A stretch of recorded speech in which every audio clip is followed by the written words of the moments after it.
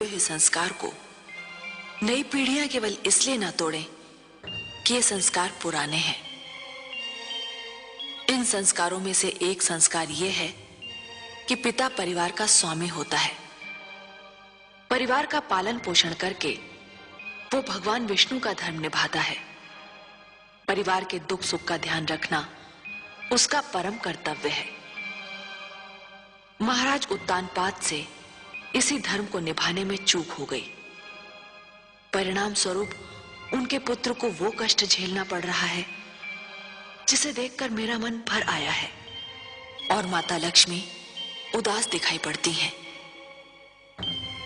ये सोचकर तो दुख और भी बढ़ जाता है कि ध्रुव के कष्ट की श्रृंखला न जाने कब समाप्त होगी। ओम नमो भगवते वासुदेवाय। ओम नमो भगवते वासुदेवाय। ओम नमो भगवते वासुदेवाय। ओम नमो भगवते वासुदेवाय। ओम नमो भगवते वासुदेवाय। ओम नमो भगवते वासुदेवाय।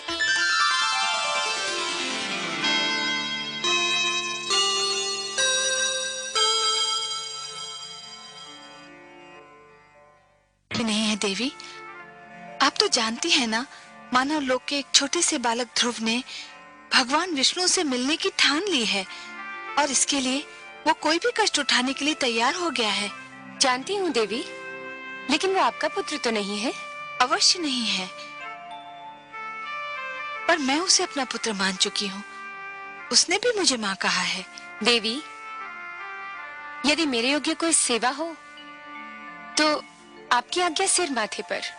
आदेश दीजिए। नन्हा ध्रुव घने वन में घोर तपस्या कर रहा है। उस वन में भयानक पशु हैं। मुझे भय है मेरे ध्रुव पे कोई संकट ना आ जाए। देवी, वनराज आपके वाहन हैं, उन पर आपका अधिकार है। मेरे ध्रुव पे कोई संकट ना आए, यही प्रार्थना लेकर मैं आपके पास आई हूँ। बस इतनी सी बात देवी। यदि इसी चिंता ने आपको पीड़ित कर रखा है तो इसे अपने मन से निकाल फेंकिए। मैं आपको आश्वासन देती हूँ कि वत्स ध्रुव पर आंच भी नहीं आने दूंगी। आप कितनी महान हैं। त्रिलोक के सबसे बड़े दानी की आप हृदय स्वामिनी हैं। आपका हृदय इतना विशाल है कि जो भी आपसे सहायता मांगने आता है उसे आप निराश नहीं करती। अब मुझे विश्वास हो गया है कि मेरे ध्रुव का अमंगल नहीं होगा। आपकी जय हो देवी पार्वती, जय हो।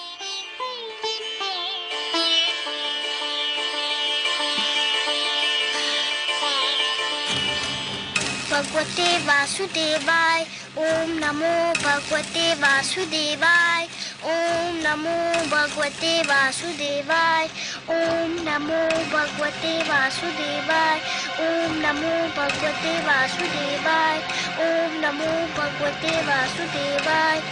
ओम नमो भगवते वासुदेवाय। ओम नमो भगवते वासुदेवाय।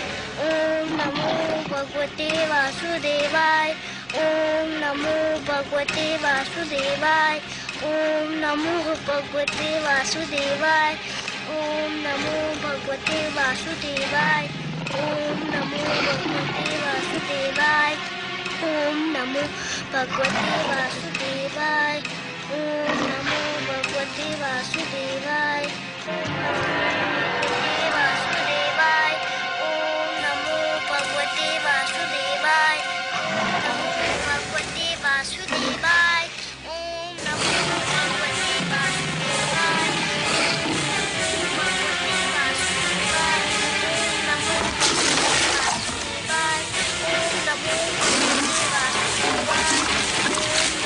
भगवते वासुदेवाय। ओम नमो भगवते वासुदेवाय।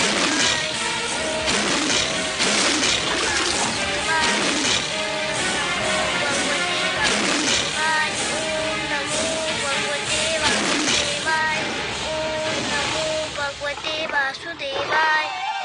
ओम नमो भगवते वासुदेवाय। ओम नमो भगवते धन्य हो पुत्र, वासुदेवाय।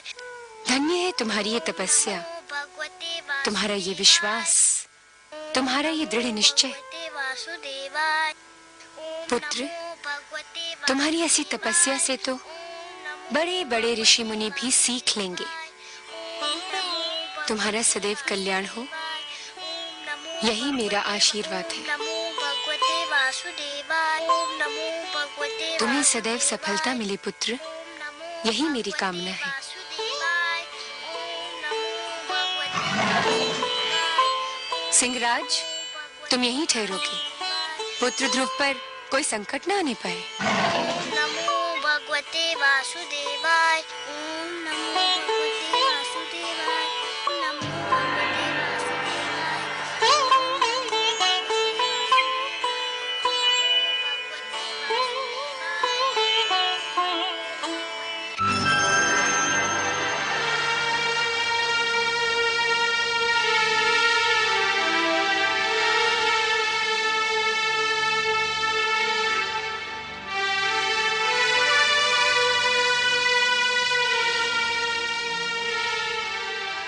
आइए देवी, पधारिए। कहिए कैसा रहा आपका ध्रुव अभियान? आपकी कृपा से भोलेनाथ, ध्रुव को कोई हानि नहीं पहुंची। वो बाल बाल बच गया। मैं सही समय पर वहां पहुंच गई थी। परंतु देव, मेरे आश्चर्य की सीमा ही नहीं रही ये देखकर कि बालक ध्रुव ने इतना सब कुछ हो जाने के पश्चात भी आंख तक नहीं खोली, जैसे कि उसे ज्ञान ही न हो कि वो किन संकटों में घिरा हुआ है। वातावरण से अनजान वो बालक आंखें मूंदे दृढ़ संकल्प के साथ मंत्र जाप करता रहा। इसमें आश्चर्य की क्या बात है देवी? ध्रुव का तो अर्थ ही होता है अटल और दृढ़ निश्चय। जो अटल है वो ध्रुव है, जिसे कोई अपने स्थान से डिगा नहीं सकता, वही ध्रुव है। कितने भाग्यशाली होंगे वो माता पिता देव जिनका वो पुत्र है। देवी, भाग्य की परिभाषा सभी अपने अपने ढंग से और अपनी अपनी स्थिति के अनुसार करते हैं। बालक ध्रुव के माता पिता अवश्य भाग्यशाली हैं, किंतु यह सत्य अभी तक उन पर विदित नहीं हुआ है। वे स्वयं को इसलिए अभागे समझ रहे हैं क्योंकि उनका पुत्र, उनकी आंखों का तारा उनकी आंखों से ओझल हो गया है। तनिक देखिए तो क्या दशा हो रही उन बेचारों की।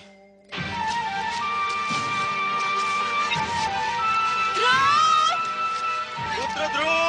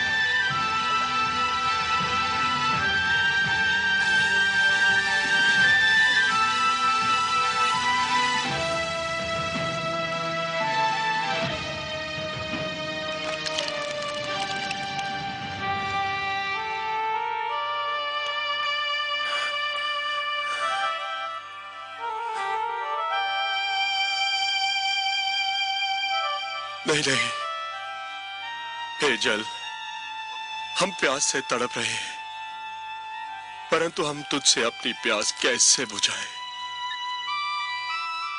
न जाने हमारे लाडले पुत्र ध्रुव की प्यास तूने बुझाई है या नहीं।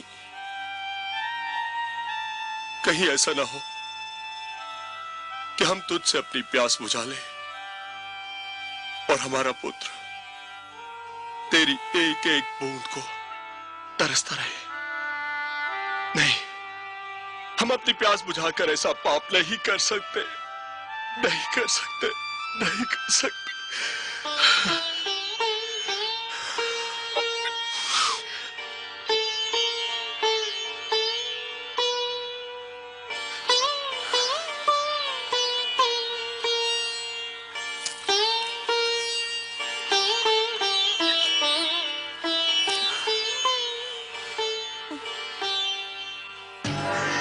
नारायण नारायण। देव ऋषि आप, महारानी सुनीति, लगता है हमारे भाग्य जाग गए। आपके दर्शन करके तो हम धन्य हो गए। न जाने कब से हमारी आंखें आपके दर्शनों की प्यासी थी। आंखों की प्यास यदि बुझ गई हो तो अब आप जल से अपनी प्यास बुझाएं। जल ग्रहण कीजिए राजन, आप भी, और महारानी सुनीति आप भी। कैसे ग्रहण करें? जब से हमारा पुत्र राजमहल छोड़ के गया है, भूख प्यास सब मिट गई हमारी। न जाने कहा होगा, कैसा होगा। उसे ढूंढ ढूंढ के थक गए हम। राजभवन का पाला हुआ न जाने किन मार्गों में ठोकरें खा रहा होगा वो। आपका पुत्र भगवान विष्णु की खोज में निकला है। जो भगवान की खोज में निकलते हैं, जिनके मन में वो रम जाते हैं, उन्हें भगवान अपनी अनुकंपा की छत्र छाया में ले लेते हैं। संसार की कोई भी विपदा उन्हें छू भी नहीं सकती।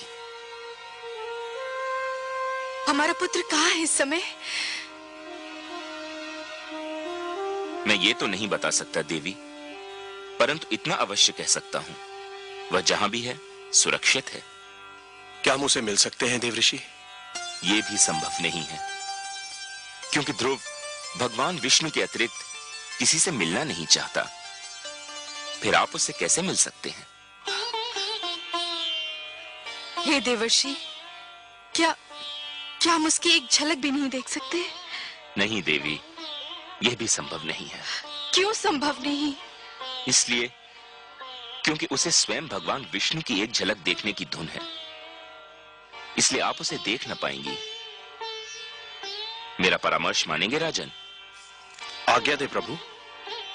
आप अपनी राजधानी लौट जाइए। यह संभव नहीं है देव ऋषि। मैं प्रण कर कर निकला था कि लौटूंगा तो ध्रुव को साथ लेकर, नहीं तो मैं भी नहीं लौटूंगा। नारायण नारायण। महाराज उत्तानपाद, आप भी विचित्र प्राणी हैं। क्यों प्रभु?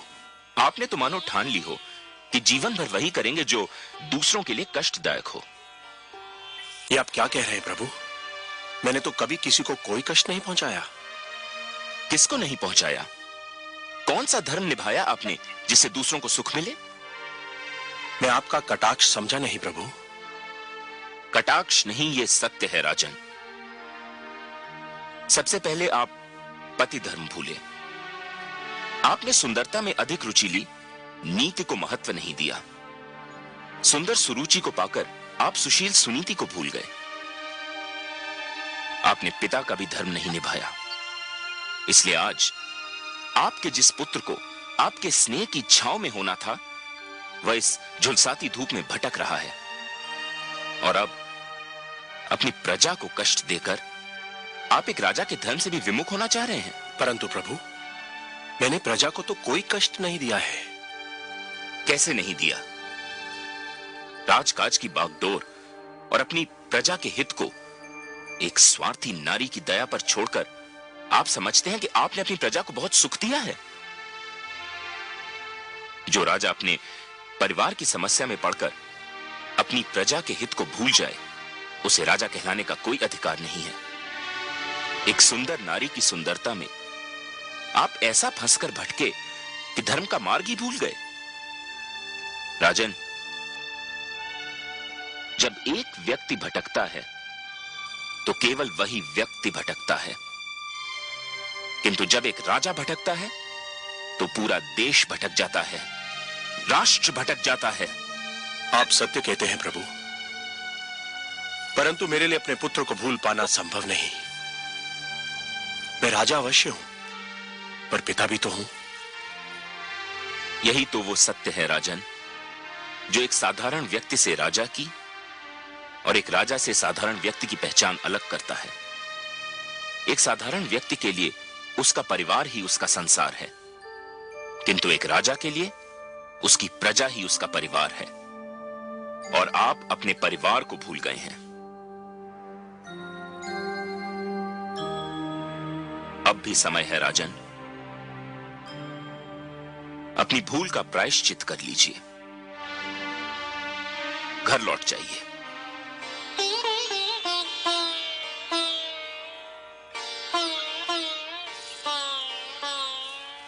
देवर्षि, आप तो मेरे पूज्य पितामह हैं, सृष्टि के सबसे महान पथ प्रदर्शक हैं। आपने तो सदैव ही भटकों को मार्ग दिखाया है। आपने मुझे भी धर्म का मार्ग दिखाया है। मुझे मेरी भूल बताकर आपने बड़ा उपकार किया है। प्रणाम है आपको, बारंबार प्रणाम है। आपकी आज्ञा शरोधार्य करके मैं अपने परिवार, अपनी प्रजा के पास वापस लौटता हूं।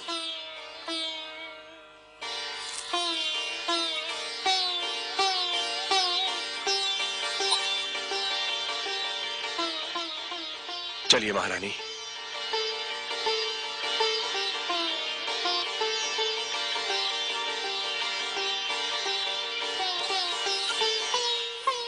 चलो, माता पिता को तो सद्बुद्धि मिल गई।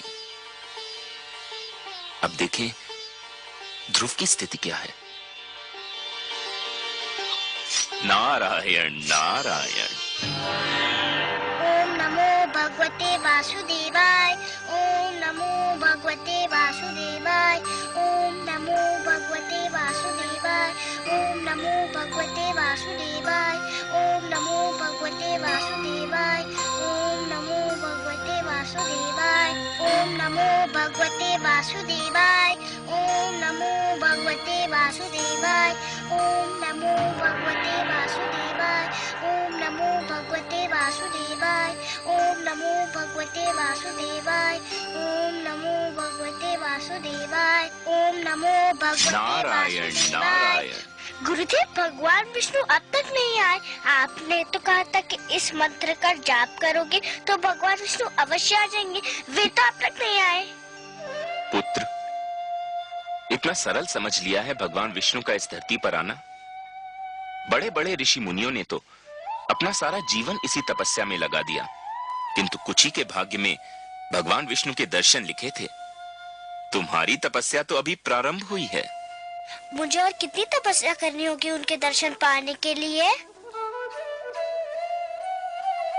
वत्स, फल अपने निर्धारित समय पर ही पकता है। कली भी निर्धारित समय पर ही फूल बनती है।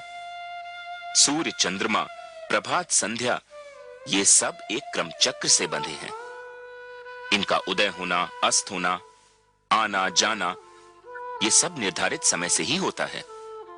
तुम्हारी तपस्या सफल होने का समय भी अवश्य आएगा पुत्र, पर तुम तो अभी से घबरा गए। घबराया नहीं गुरुदेव, पर कहीं मेरी तपस्या में कोई कमी तो नहीं रह गई जो भगवान विष्णु अभी तक मेरे पास नहीं आए? तुम्हारी बात में तथ्य है पुत्र। तुमने मुझे सोचने पर विवश कर दिया है, क्योंकि ये तो सत्य है कि मेरे नारायण उन्हीं से प्रसन्न होते हैं जिनके मन में उनके अतिरिक्त किसी का ध्यान न हो, जिनके नेत्रों में उनके अतिरिक्त किसी की छवि न हो, जो उनके दर्शन के अतिरिक्त कोई अभिलाषा न रखते हों, जो सारी कामनाओं का, सारे बंधनों का त्याग कर चुके हों, जो पूर्ण रूप से समर्पित हों। आप ही तो मेरे गुरु हैं, आप ही तो मेरे मार्गदर्शक हैं। आप ही बता सकते हैं कि मैं और क्या करूं जो भगवान विष्णु मेरे पास आ जाए। कुछ पाने के लिए कुछ छोड़ना पड़ता है वत्स, यही विधि का नियम है। मुझे क्या छोड़ना होगा गुरुदेव? तुम बहुत बड़ी वस्तु पाना चाहते हो, अतएव तुमको बहुत बड़ी वस्तु छोड़नी पड़ेगी। आप उस वस्तु का नाम बताइए, मैं उसे छोड़ दूंगा। खाना छोड़ सकते हो? हाँ छोड़ दूंगा, तब तो भगवान विष्णु मेरे पास आ जाएंगे ना? अवश्य आएंगे,